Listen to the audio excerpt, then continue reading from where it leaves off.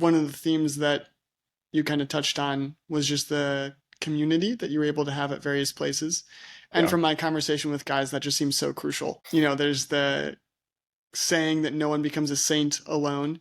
And I feel like we say that, it's kind of like this kind of banal thing. But then when you see it like actually in people's lives of like, oh, of course that makes sense that I'm going to be willing to go to, these community events more if I actually have people that I want to see there.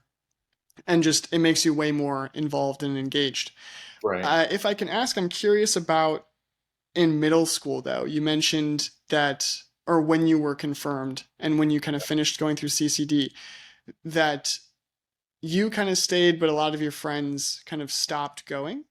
And I'm curious about like at that moment, do you remember a specific reason, or was there a kind of why did you stay kind of with the faith when maybe some of your friends and peers were not as involved? Um, well, I'll say this, and this is exactly what my parents would say. You don't have a choice. Yeah. You're living under our roof. Okay. You're going. Yeah. And I think, that was there. And for me, it was good. I never had a huge rebellion phase, um, in that regard. It's one of the, obviously it's, I got to wake up early or whatever, but it's like, whatever. I had to wake up at like 5:30 on a school day. So waking up at like 7:30 on a weekend is not actually that hard. But, so that was it. But, and to my parents' point, the other parents weren't doing that. Mhm. They had a high schooler, and that was living under their roof. They weren't an adult yet. You're 13, whatever. You're in a rebel phase. You can bring them to church. Eh, they're not an adult yet. Like, if this is actually important to you and your family, and it's not just checking boxes, and so I feel like that is kind of telling. Like, Mhm. I would do the same if I was in my parents' shoes. Okay, kids, you're living under my roof. You're coming to church. If you graduate and then decide not to, sure. Now, there might still be strings attached if I'm paying for your college, I'm doing other stuff when you graduated. So, like, it's not, but anyways, that was kind of that. I didn't rebel, but I didn't have a choice. Yeah. So, Well, no, but I think there's a lot of benefit to that. All the literature that I've read on kind of parenting and especially kind of how to keep your kids in the faith. Yeah, I mean, that's almost to be expected. And in today's day and age, there is value in viewing like the agency of your child for sure. But there are certain things that you don't need to expect them to have, kind of all the answers for. And faith is kind of one of them where it does take a little bit to kind of really take root. And so, like you mentioned, you have the authority and the right, and the duty. I mean, really, in a right. sense, or in yeah, you have the duty to make sure your kids are going to mass. I often wonder, if we really take mass to be like the source and summit of our faith, and you tell your kids from like birth onwards of like this hour is the most important hour of the week for your mother and I. I'm just curious, like I wonder what that would change like within a family. If it's like every other hour that we do, it's not as important as this one. I can't help but believe that kids would be more kind of they would be more active if they knew how much their parents cared for it. Right. Well, and to your point of, community before and example, right? You talk about guys looking for example from other guys. I mean, that's the first place where all of it happens is the family. So Mm-hmm. that's the first community. If you're a boy, your first example for a man is your father. Your girl, the first example for a woman is your mother. And that's probably still like the most impactful one you have, most of your life, for better or for worse. And so, we can't choose our parents, obviously, but like that plays, I mean, that's kind of the biggest thing. And so, like, you know, I knew both my parents took the faith seriously. I think that's important. I think when it's one and one, then it's like, oh, if dad doesn't like it as much, and I'll just be like dad, like, or if it's split, and one doesn't go at all, or having a united front where it's both equally important And it's not like, if both people go, I think it's good. When both people are strong, it's much better. Uh, because kids can tell too when one of the parents is the heavyweight and the other one is always being dragged along.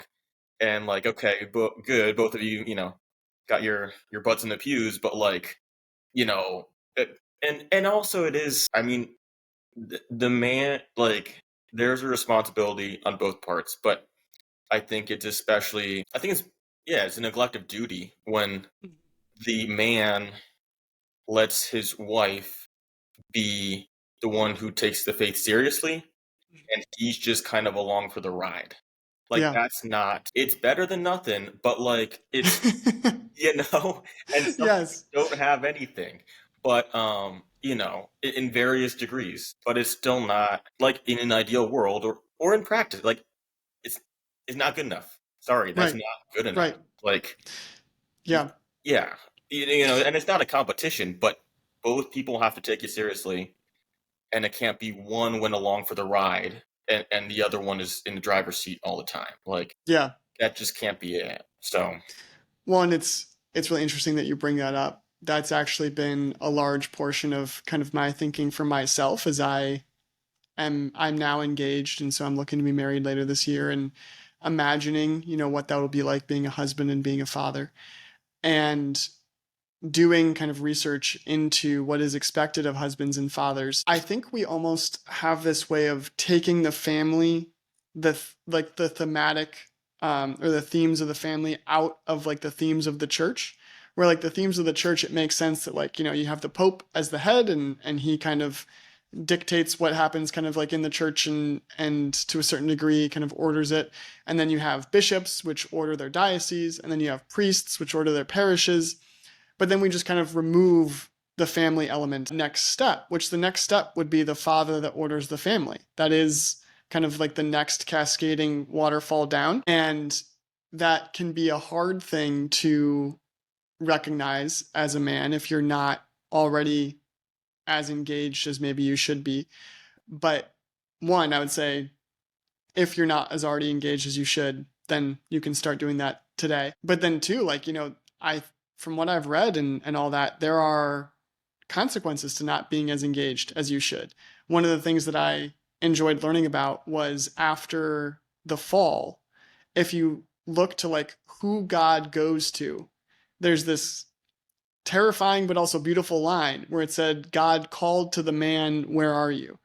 Right? Like it was Eve that might have eaten the fruit first. Like we can talk all about that, but like when there was an account that had to be given, mhm. God came to Adam and he's like, I gave you this garden, I set you over it to protect it, and what happened?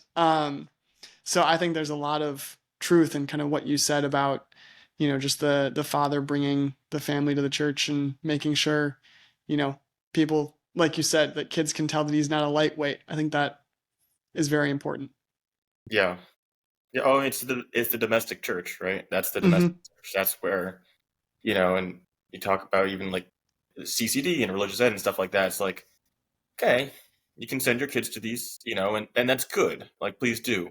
But they got to be learning this stuff at home too. They got to be seeing it at home. Should be praying together, whether it's the rosary or saying grace before meals or something, some combination of it. It can't be. It can be the most important hour of the week, but it can't be the only hour of the week. You know? True. So, True. you True. Very true. um, and yeah, so and I think for me, I like looking back, and this is what I think it's what we're all supposed to do. Is I think it's really cool seeing how someone's faith and like seeing your parents' faith and how that impacts how they go about living in the world, and especially their Mhm. job and stuff like that. Um, I don't know. I getting more into the workforce, getting like all this sort of stuff. It's like, yeah, like there's more to learn. I think from I feel like at least from my parents, like seeing what they did and now understanding being in those shoes a little bit more. And obviously it increases over time. Like, you're gonna get married soon. You're gonna, have kids one day. Like, you know, and I'm sure for everyone, as you progress through those stages, you kind of understand how your parents did things a little bit more. But Mhm. so we learn a lot from our families, I think. Yes. You know, Thank you for watching The Making of Man. If you liked that episode, please click here for more and remember to like and subscribe.